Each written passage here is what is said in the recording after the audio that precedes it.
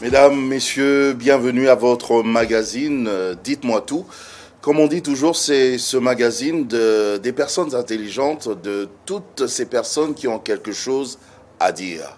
Aujourd'hui, nous nous sommes déplacés encore une fois pour rencontrer l'homme de Dieu, le prophète Nehema Sikatenda, parce que vous savez que dernièrement, nous avons commencé à parler déjà du royaume de Dieu.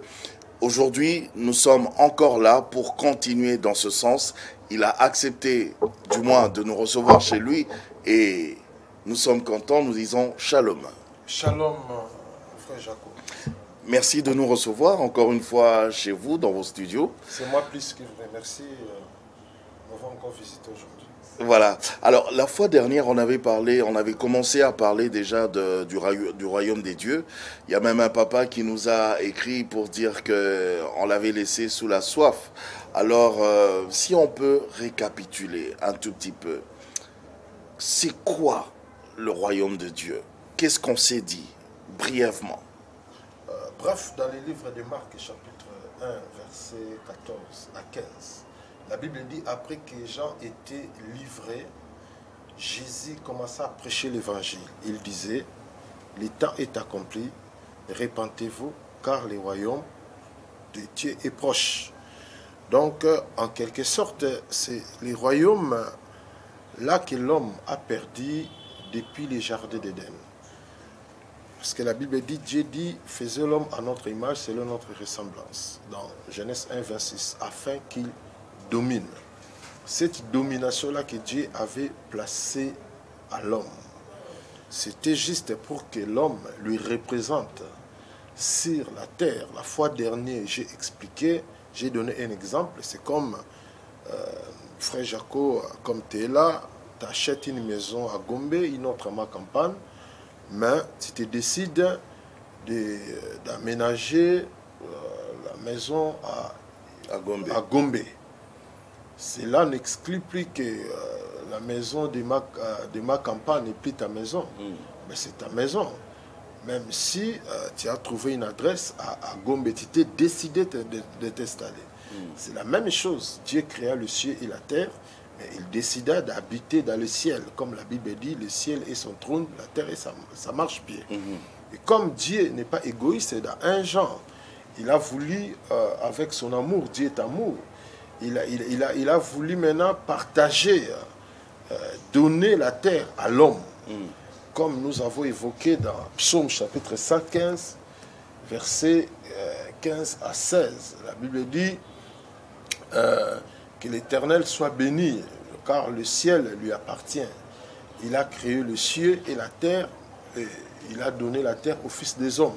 Donc, tonton Jaco reste dans sa maison de sa maison de Gombe, et à ma campagne, il donne à Nehema, il donne à son fils. Et l'homme là aussi, il a d'abord lui a doté de son image. Il dit, tu dois prendre cette maison. Vous voyez, c'est comme ça que ça a été. Il a aménagé, il a créé tout ce que nous lisons dans le livre de Genèse. Et il dit, l'homme, voilà, on doit créer maintenant celui qui va rester, créer l'homme à notre image, selon notre ressemblance, verset 26, Genèse 1, afin qu'il domine. C'est tout ce que moi, Dieu, j'ai créé. C'est comme ça, en fait, que l'homme était roi sur la terre. Il représentait Dieu. Il a commencé même à exercer cette autorité, à continuer l'œuvre que Dieu il a commencé. Quelle était l'œuvre? C'était à lui de donner tous les oiseaux, tous les animaux, des reptiles qui se rampent sur toute la surface de la terre, le nom. Il a commencé à leur donner le nom. C'est ça, ça montrait le pouvoir que l'homme avait. Donc, c'est un peu ça, en fait. C'est son père qui lui avait donné, oui. Lorsque l'homme maintenant a chuté dans les jardins d'Éden, c'est là où la Bible dit dans Genèse chapitre 1, verset 21, la Bible dit, Dieu fait un habit de peau à l'homme. Alors, il est couvert par cet habit de peau-là. C'était en quelque sorte un bouet de sauvetage. Et par là, nous pouvons voir comment le corps de l'homme était rempli de sang. Là, c'était déjà le message du Sauveur. Christ, Jésus, c'est lui qui viendra pour racheter l'homme de son sang, comme la Bible dit dans le livre de 1 Pierre, si je ne me trompe pas, chapitre 1, verset 18 à 20. La Bible dit, si vous lisez à partir des 18 versets 20 du livre de 1 Pierre, vous allez voir ce que la Bible parle, que ce n'est pas par des choses périssables que vous avez été rachetés, ni par de l'or ou de l'argent, mais c'est par le sang précieux de Christ que vous avez été rachetés par de mauvais comportements que vous avez hérités de vos pères. Et c'est ça là, au verset 20, la Bible dit, c'est ça là a été préparé avant la fondation du monde. Vous voyez un peu. Donc c'est un peu ça l'œuvre salvatrice que Dieu a donnée à l'homme dans les jardins d'Éden. Voilà pourquoi, lorsque Jésus-Christ est venu sur la terre, comme je viens de dire dans Marc chapitre 1, verset 14, après que Jean était livré, Jésus prit le même message que Jean a prêché dans Matthieu chapitre 3. Il dit, repentez-vous car le royaume des cieux est proche. Ça veut dire le royaume que vous avez perdu, que vos ancêtres, ils ont perdu dans les jardins d'Éden. Voilà, ce royaume-là maintenant est en train d'y arriver à travers un homme. Cet homme-là, c'était Jésus-Christ de Nazareth. Voilà pourquoi la Bible dit, Jésus lui-même, il dit, repentez-vous. Le temps est accompli car le royaume de Dieu est proche. C'est Jésus, lui, c'est lui qui est venu remettre le royaume perdu à l'homme. Le jardin d'Éden. Parce que c'est lui-même qui est le roi des rois et le Seigneur. C'est lui qui est héritier du royaume. Selon Hébreux, chapitre 1, verset 1 jusqu'à 3. La Bible dit, dans les temps anciens, Dieu a eu, à plusieurs manières, il a eu le temps de nous parler par la bouche des prophètes. Mais dans ces derniers temps, il nous a parlé par son Fils, qui lui a établi héritier de toutes choses. Et c'est par lui aussi que le monde a été créé. Il est même son image. Il est ses empreintes. La Bible présente Christ et Jésus comme les empreintes de Dieu. Vous voyez un peu. Donc c'est pour comprendre en deux mots. C'est ça en fait ce que nous avons parlé sur la fois dernière. C'est ça là. C'est ça là maintenant qui était comme le manteau qui nous a couverts.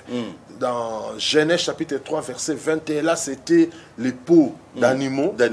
Mais la Bible est en train de nous parler dans le livre des Hébreux. Ce n'est pas par les sangs de boucs et de taureaux que vous avez été rachetés, mais c'est par le sang de Christ. Je pense que c'est Hébreux chapitre 9, verset 13 à 14. La Bible nous parle de ça.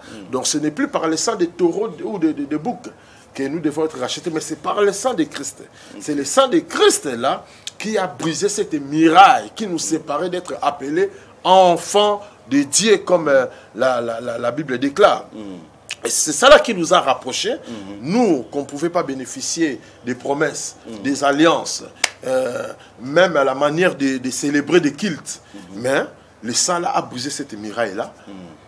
Là où on était deux, on est devenu un, nous et les enfants qui sont sortis dans les entrailles d'Abraham.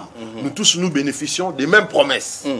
Comme la Bible dit dans Galates, chapitre 3, verset 7. Tous celui qui ont la foi sont fils d'Abraham. Virgule, verset 29, la Bible dit, tout celui qui est en Christ est enfant d'Abraham et héritier selon les promesses que Dieu avait données à Abraham. Nous qui avons Christ, nous bénéficions automatiquement de toutes les promesses que Dieu avait données aux fils ou aux enfants d'Abraham qui sont sortis de ses entrailles. Et je pense que nous faisons partie de cette descendance-là. De cette descendance-là. Moi, je pense que c'est comme ça. J'ai envie ça qu'on peut parler en deux mots concernant le royaume de Dieu. Je pense qu'on avait déjà parlé ça en profondeur. En profondeur, les gens. Juste avant d'entrer dans la suite de ce qu'on a préparé aujourd'hui, j'ai envie de poser cette question, juste pour éclairer quelqu'un. Où est le royaume de Dieu? C'est où? Parce que Jésus disait, repentez-vous, car le royaume des cieux est proche. C'est où?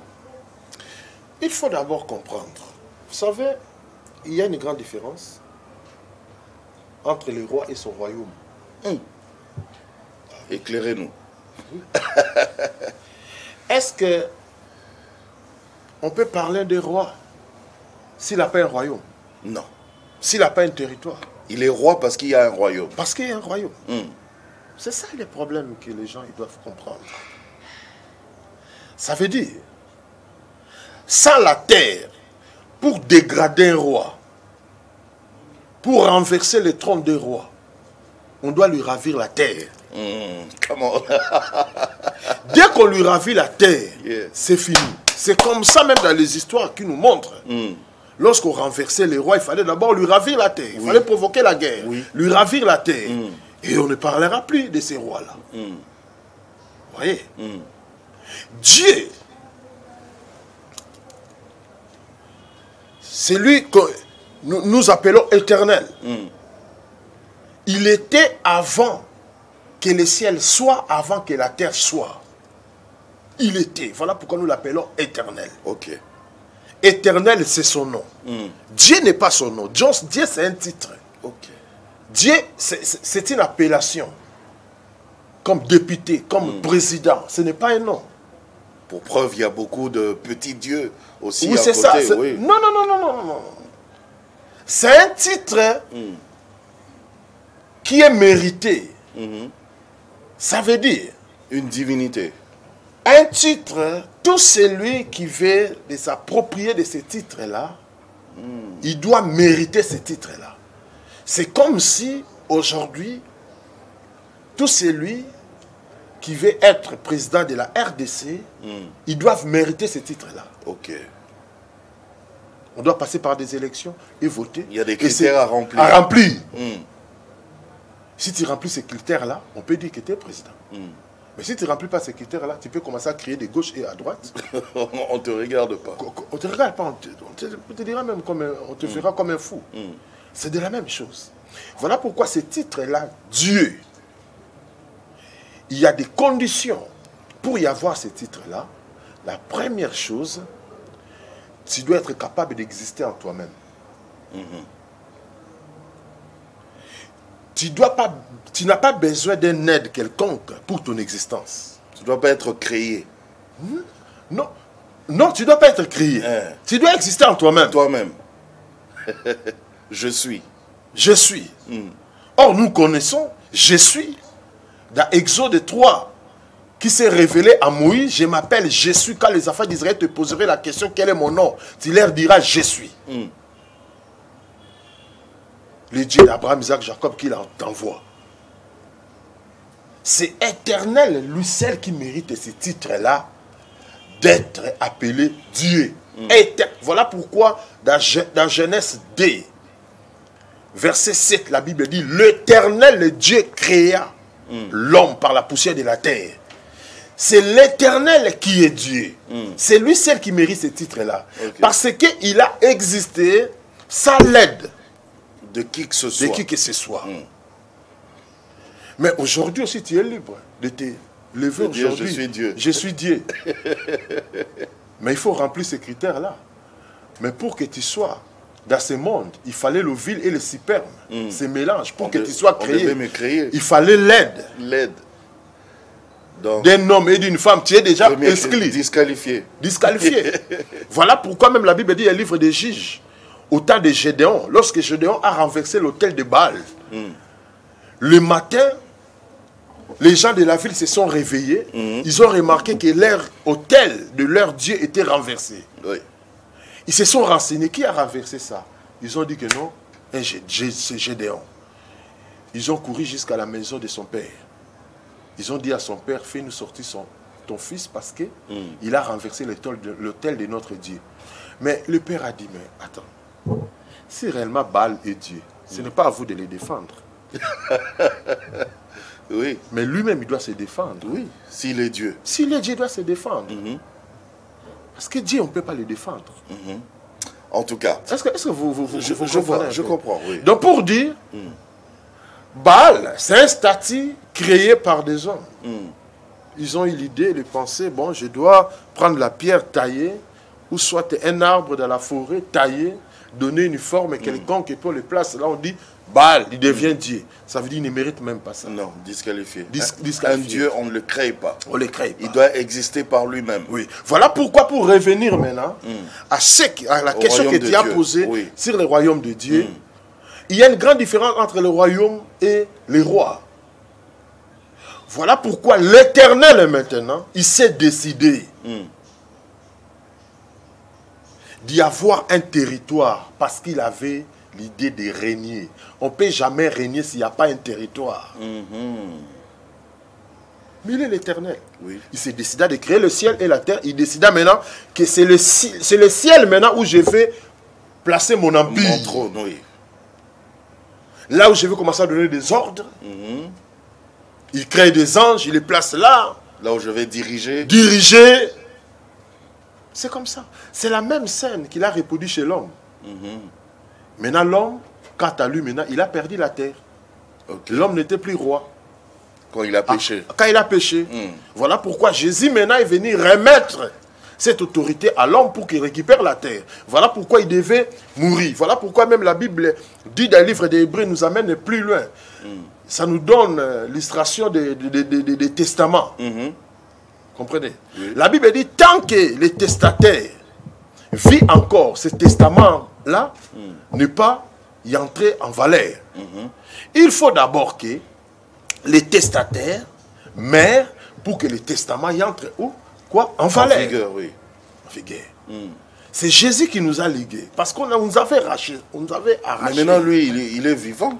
Hein? Il est vivant. Mais il devait mourir. Il devait mourir. Il devait mourir. Pour que le testament soit en vigueur. Soit en vigueur. Après, bon, allez. Ah, mais oui, pour que nous entrons dans nos droits. Dans nos droits. Il devait désarmer d'abord Satan par sa mort. Pour que nous entrons dans nos droits. Vous comprenez un peu? On parle toujours du royaume de Dieu. Aujourd'hui, c'est... On a dit, on est vraiment inspiré de 1 Corinthiens 4:20. Le royaume de Dieu ne consiste pas en parole, mais en puissance. Parce que là, vous avez déjà expliqué le royaume de Dieu. Maintenant, ceux qui se préparent à accéder au royaume de Dieu doivent donc se préparer aussi à accéder à une certaine puissance. Vous savez, ces matières du royaume, on peut les parler du lundi à dimanche, du 1er au 30, du janvier au décembre. La Bible dit dans Jérémie chapitre, si je ne me trompe pas, 10 verset 12. Il a créé la terre par sa puissance. Il a fondé le monde par sa sagesse. Il a étendu les cieux par son intelligence. Éternel. C'est lui qui vient de l'éternité. Il existait, mais il n'y avait pas la terre. Il n'y avait pas aussi le ciel. Mais pour que le ciel là soit créé et la terre, il a utilisé quoi? Sa puissance. Sa puissance. Ok. Sa puissance. Voilà pourquoi nous disons c'est éternel, celle qui est digne d'être appelé Dieu. Parce qu'il a eu besoin de personne pour son existence. Il a utilisé sa puissance Pour tout créer. pour tout créer. Et il a ménagé aussi le ciel par ça. La Bible dit, il a fondé le monde par sa sagesse, il a étendu le ciel par son intelligence. Il ne cherchait plus un homme intègre. Parce qu'il a compté sur l'homme intègre qui était Noé. La Bible dit dans la génération de Noé, c'est lui seul qui était intègre. Enoch, il marchait avec Dieu et il fut enlevé à cause de l'intégrité. Mais Noé, là que Dieu compta sur lui, la Bible dit, après le déluge, il sema de la vigne et il but du vin, il resta nu, Dieu était dessus. Cette fois-ci, Dieu changea les tactiques. Il dit, au lieu que je m'approche de l'homme à cause de son intégrité, moi, c'est l'Éternel, je vais m'approcher avec mon intégrité, avec l'homme qui n'est pas intègre. Ok. C'est comme ça, maintenant, il a fait entrer son intégrité dans la vie d'Abraham. Amen. Chaque fois que Dieu parlait, Abraham obéissait, son intégrité est entrée dans la vie d'Abraham. Voilà pourquoi la Bible dit dans Genèse chapitre 15, versets 5 à 6, la Bible dit, Abraham crie en Dieu, cela lui fit compter comme un homme juste. Est-ce que vous comprenez? Je vois. Abraham a été justifié comme un homme juste avant la circoncision.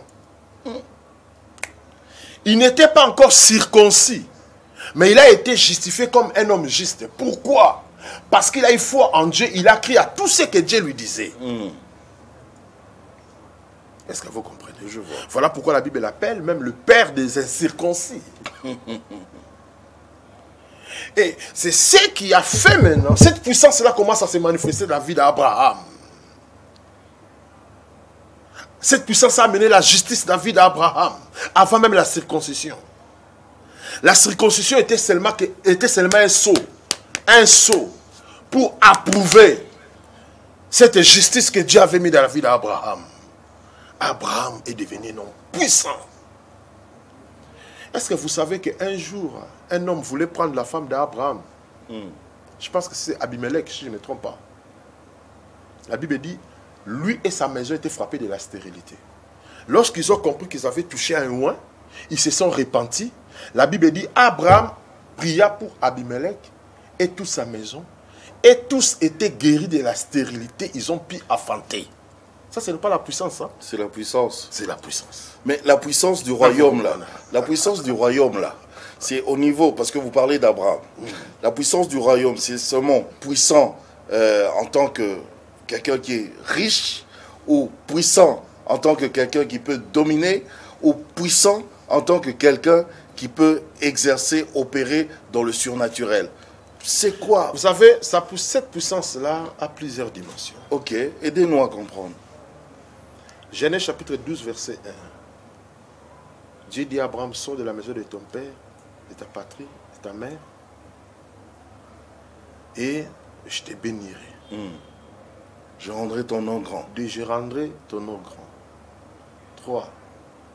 Tu deviendras une source de bénédiction. Et toutes les familles de la terre viendront puiser dans cette source. Ça, ce sont des dimensions de la puissance. Je ne vais pas y entrer dans le monde prophétique pour parler. Vous allez comprendre qu'Abraham a parcouru au moins la première parcours qu'il a fait. Il a fait moins dans 3 villes. Sichem, Chêne de Morée et Bethel. Sichem a une signification. Chêne de Morée a une signification. Bethel a une signification. Après Bethel, vous allez comprendre, c'est là où c'est dirigé vers Hébron. A une signification. Et si je commence à développer sur Sichem, Chêne de Morée, Bethel, pour y arriver même à Hébron, vous allez comprendre que ce sont des dimensions de puissance là que tu veux qu'on entre, mais ça va nous faire traîner là. Ça va nous faire traîner. Mais pour y avancer, vous allez comprendre que Abraham était puissant en tout. En richesse. En richesse, en domination, en surnaturel. En tout, Abraham. Et c'est cette domination, la puissance-là qu'il a léguée à ses enfants. Isaac, la même chose. Vous allez comprendre, la Bible dit, Abraham mourit, il laissa tous ses biens à Isaac. Et il donna les dons au fils de ses concubines. Mais après quelques temps, c'est lui qui avait fait l'alliance avec Abraham, Abimelech. Il est venu combattre Isaac par jalousie. Parce que tout le puits que Isaac creusait, il y avait de l'eau qui sortait. Ça créait de la jalousie. Abimelech, il chassa Isaac. Or, il connaissait la puissance de son père. Ils étaient frappés de la stérilité. Son père avait prié, ils étaient guéris. À part cela, il connaissait la puissance de la richesse. Mais quand son fils, il dit, ah, son fils n'est pas comme son père. Il a envoyé des soldats pour faire quoi? Déverser des sables dans tous les puits. La Bible dit, au moins 2 ou 3 fois. Et Isaac changea l'endroit. Et cette fois-ci, il creusa de l'eau. Il n'y avait personne qui était venu pour le déranger. La Bible dit,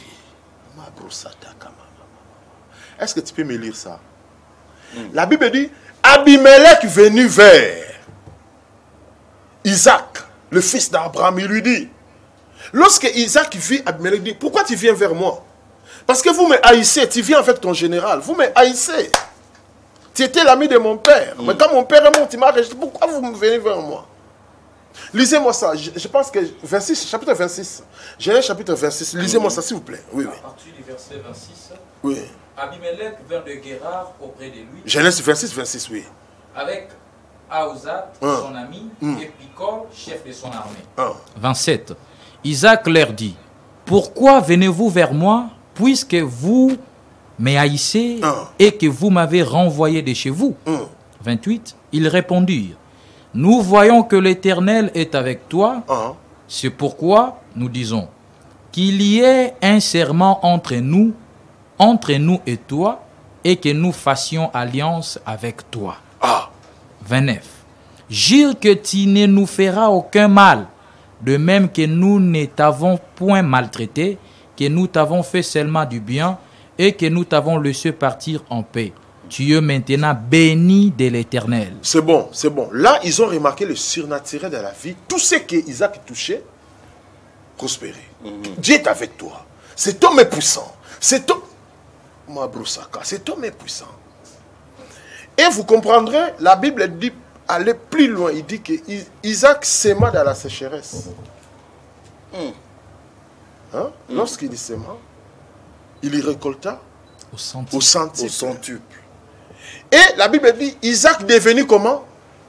Riche, fort riche. Fort riche. Et de plus en plus riche. De plus en plus, il allait en s'enrichissant. Vous comprenez? Ça englobe toute cette puissance. Et vous comprenez maintenant, lorsque Isaac est mort, il voulait léguer aussi cette puissance-là. Cette domination-là que l'homme a perdu au jardin d'Éden. Mais Dieu s'est focalisé maintenant pour chercher seulement un homme pour lui donner ce que toute l'humanité avait perdu. C'était Abraham et ses enfants. Donc toutes les nations, ils ont été en dehors de tout ça. Après que l'homme a acheté au jardin d'Éden. Dieu s'est focalisé sur un individu, Abraham, lui et ses enfants. Et tout ce qui sortira de ses entrailles. Isaac aussi, nous connaissons. Au lieu de que ça tombe sur Esaü, ça tombait sur Jacob. Jacob, son nom a été changé. Pourquoi? Parce qu'il a lutté avec Dieu. Ton nom ne sera plus appelé Jacob, mais sera appelé Israël. Israël veut dire puissance. Parce que tu as combattu avec Dieu. Cette puissance-là aussi était visible dans la vie de Jacob. Par la bénédiction de son père. Lorsqu'il lui bénissait, il proclamait la rosée du ciel. Je pense que c'était la Genèse 27. Proclamer la rosée du ciel, beaucoup de paroles là. Je ne vais plus y aller là. Lui aussi, Isaac maintenant. C'est là où maintenant les choses, laissez-moi un peu maintenant. Allez-y, allez-y. C'est là où maintenant les choses commencent.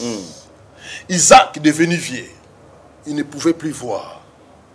Il savait que bientôt il quittera pour y aller rejoindre la terre de ses ancêtres, là où on a enterré ses ancêtres. Il commença à bénir chacun de ses enfants. Après avoir béni Manassé, Ephraïm, ceux qui étaient de Joseph, parce que ça encore c'est une autre dimension, parce qu'il devait les ravir.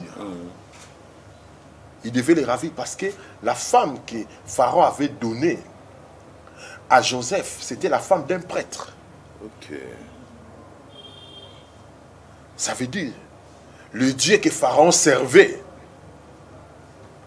pour dire que les enfants que Joseph a eu dans la royauté de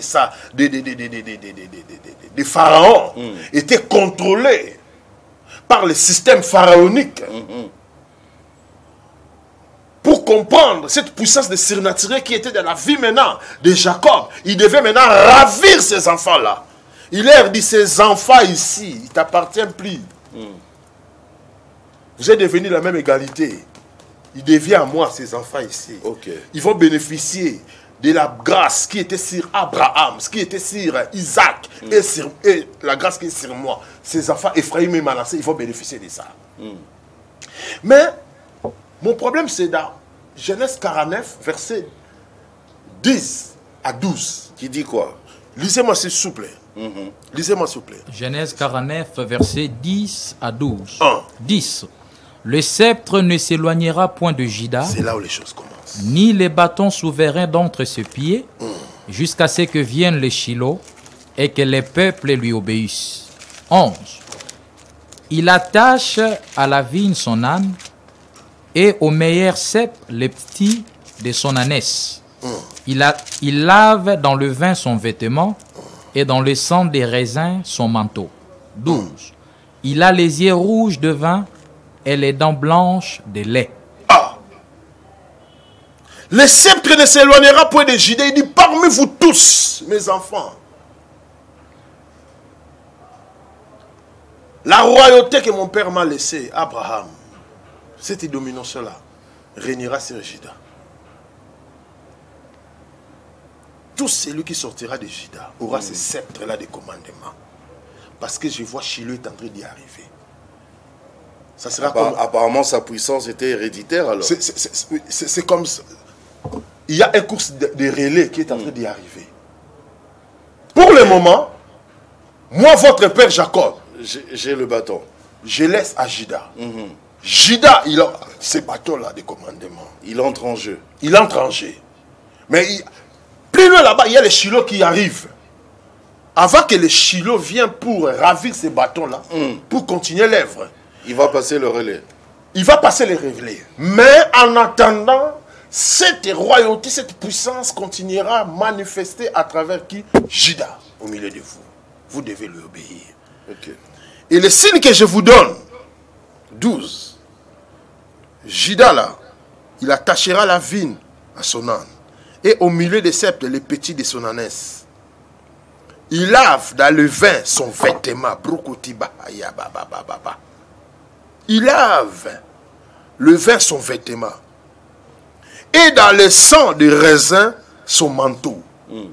Or, la Bible dit, ne vous enivrez pas du vin, mais soyez remplis du Saint-Esprit. Pour dire que le manteau de Juda, pour le laver, il doit le laver dans le vin. Dans le bain de l'esprit. Or, c'est l'esprit qui donne la puissance. L'esprit n'est pas la puissance, mais l'esprit, il est le distributeur.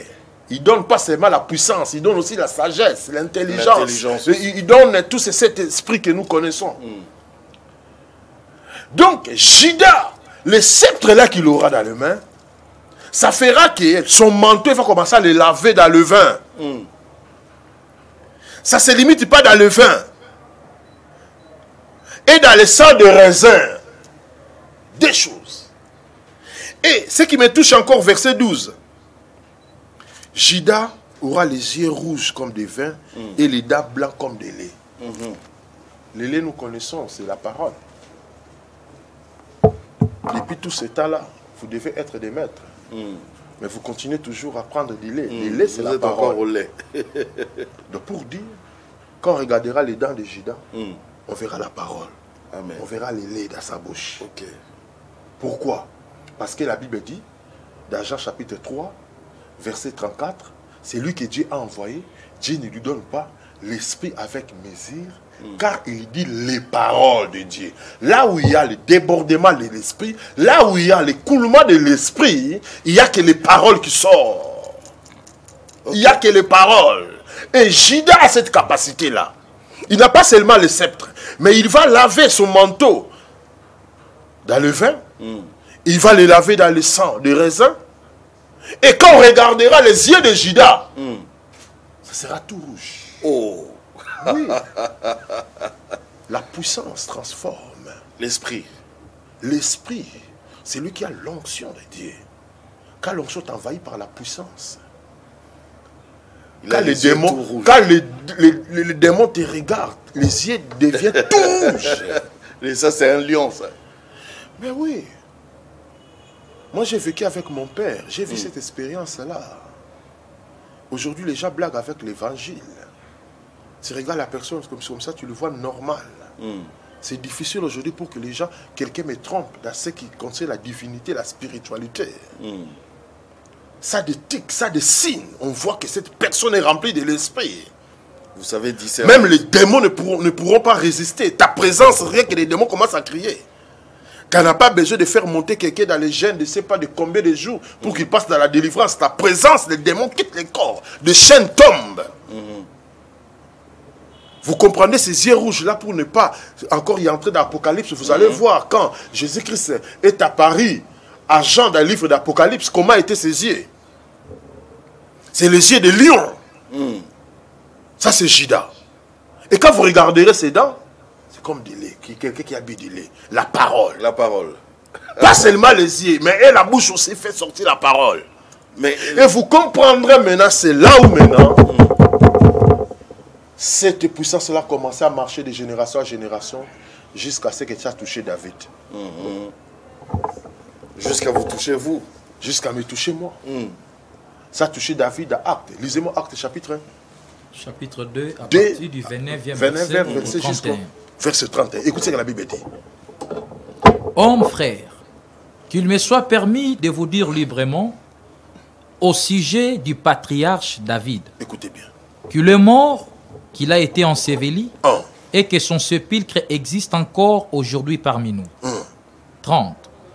Comme il était prophète et qu'il savait que Dieu lui avait promis avec serment de faire asseoir un de ses descendants sur son trône, 31, c'est la résurrection du Christ qu'il a prévu et annoncé en disant qu'il ne serait pas abandonné dans les séjours des morts et que sa chair ne verra pas la corruption. Laissez-moi vous parler sur votre patriarche David, comme il était prophète, qu'il savait que Dieu lui avait promis avec serment de faire asseoir un des descendants sur son trône. Parce que c'est à Judas qui a été donné le bateau de commandement de régner, d'exercer la royauté. Voilà pourquoi vous remarquerez Saül en tant que Benjamite, une petite erreur, pas Dieu lui a écarté. Pour que cette parole-là, ça s'accomplisse, c'est lui qui sort de la tribu de Juda, prend le trône. Et David a prophétisé. Au cas David prophétisé, les gens voyaient que c'était peut-être Salomon. Or, il parlait sur le Christ. Il parlait sur notre Jésus que nous parlons. Voilà pourquoi vous remarquerez maintenant, lorsqu'il est né, dans Matthieu chapitre 2, les mages, ils ont vu l'étoile sortie de l'Orient. Nous avons vu l'étoile qui annonce la naissance des rois. Nous sommes venus pour l'adorer. Ça troublait Hérode. C'est moi qui ai le roi. Quel roi encore que vous avez vu? Il appela le pasteur. Mais voilà les nouvelles que ces gens des étrangers ils m'ont dit. Ils ont vu le signe. Ils ont vu le signe. Les pasteurs ont dit, laissez-nous le temps, on doit fouiller les Écritures. Ils ont pris, ils ont commencé à fouiller. Ils ont trouvé, je pense au verset 5, ils ont trouvé là où la Bible dit, toi Bethléem, tu n'es certes pas la moindre. Ne te néglige pas. Tu es une petite localité dans une ville. Lisez-moi un peu ça. Matthieu chapitre 2, à partir du 5e verset. Oui. Ils lui dirent, à Bethléem, en Judée, car voici ce qui a été écrit par le prophète. 6. Et toi, Bethléem, terre de Juda. Terre de Juda. Bethléem, terre de Juda. Oui. Tu n'es certes pas la moindre entre les principales villes de Juda, car de toi sortira un chef qui paîtra Israël, mon peuple. Mon peuple.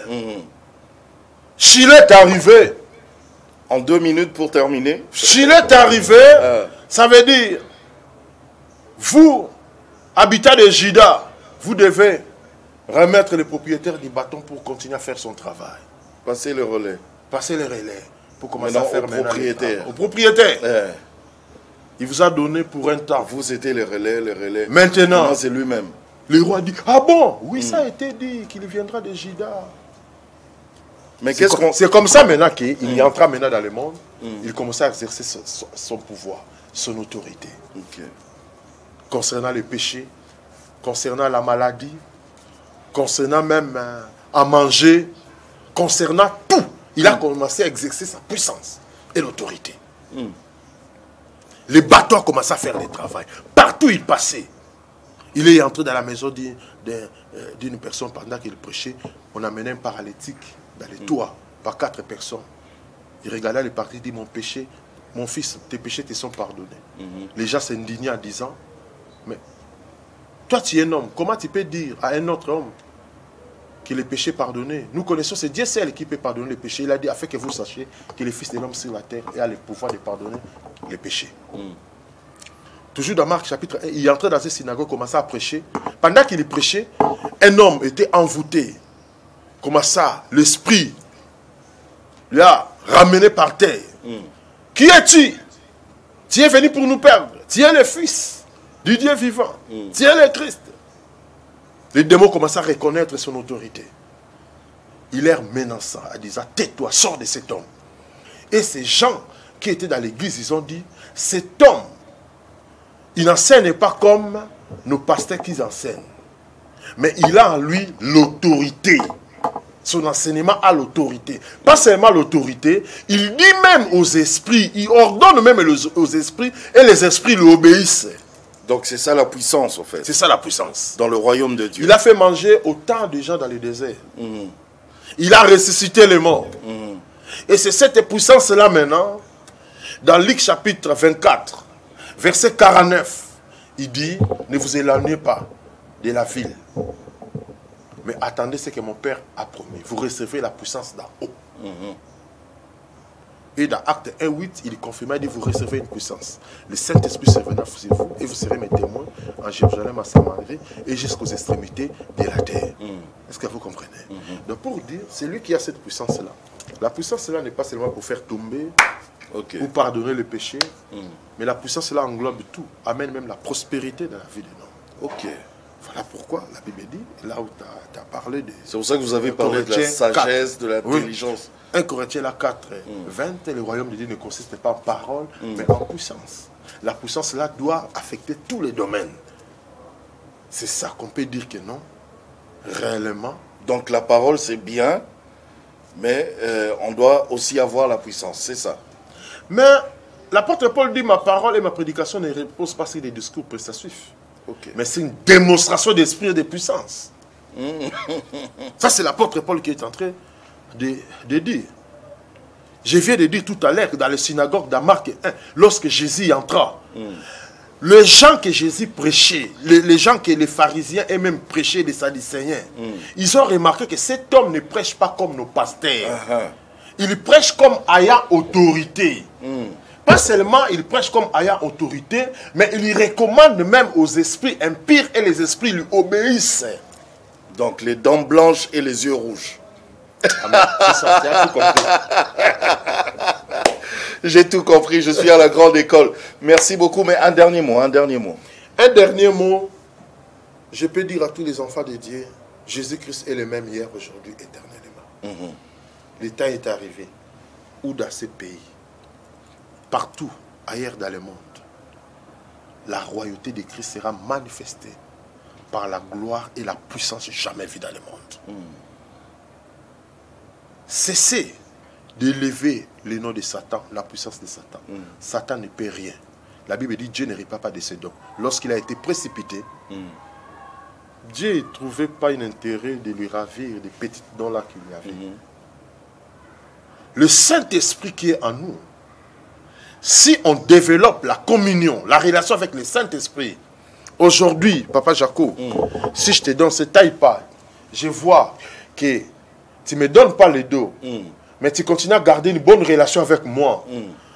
Demain, je peux encore te ramener une iPad qui a des options plus que celle-là. Si tu continues toujours à garder une bonne relation avec moi, c'est la même chose. Mais aujourd'hui, qu'est-ce que les chrétiens font? Lorsqu'ils reçoivent l'onction du Saint-Esprit, ils donnent le Saint-Esprit le dos. Ils donnent le Saint-Esprit le dos. Je n'ai plus besoin du Saint-Esprit. J'ai la puissance maintenant. Ils commencent à abuser avec cette puissance. Et lorsque ça va sécher, quand il retournera au Saint-Esprit, le Saint-Esprit dira non, je ne peux plus. Mais si tu continues à garder une bonne relation avec le Saint-Esprit dit non, je t'avais donné la première dimension, maintenant je vais te donner la deuxième dimension. Après demain, la troisième dimension. Après quelques années, la quatrième dimension. Après, il y a la quatrième dimension. Voilà pourquoi vous remarquerez, il y a même beaucoup qui ont fait des impacts comme de Osborne, de Maurice Cerulo, comme de Heidi Nabala, comme nos pères. Ils ont gardé plus la relation avec le Saint-Esprit à celui qui donne les dons qu'au don. C'est comme ça qu'ils sont morts. Ils sont morts avec leurs onctions. Continuent à pourrir même dans des tombes. Avec leur onction. Leur onction. Mais aujourd'hui, Dans ces générations, nous voyons déjà, il peut commencer chaud. Après quelques temps, pouf, il n'y a plus rien. Jusqu'à ce qu'il va mourir, il n'y a plus rien. Vous comprenez? Moi, je pense que c'est un peu ça. En tout cas, que je peux donner. Je sais qu'il y a beaucoup à dire, mais on peut pas tout terminer aujourd'hui, mais en tout cas, moi, j'ai retenu quelque chose de très important. J'espère que toi aussi, tu as retenu à la maison, toi qui nous as suivis. On se retrouve la prochaine fois hein, pour un autre numéro de Dites-moi tout, mais continuez. Vous savez comment ça se passe. Appelez-nous, envoyez-nous vos questions et l'homme de Dieu sera là pour répondre. Il n'y a aucun souci. Que Dieu vous bénisse. Au revoir.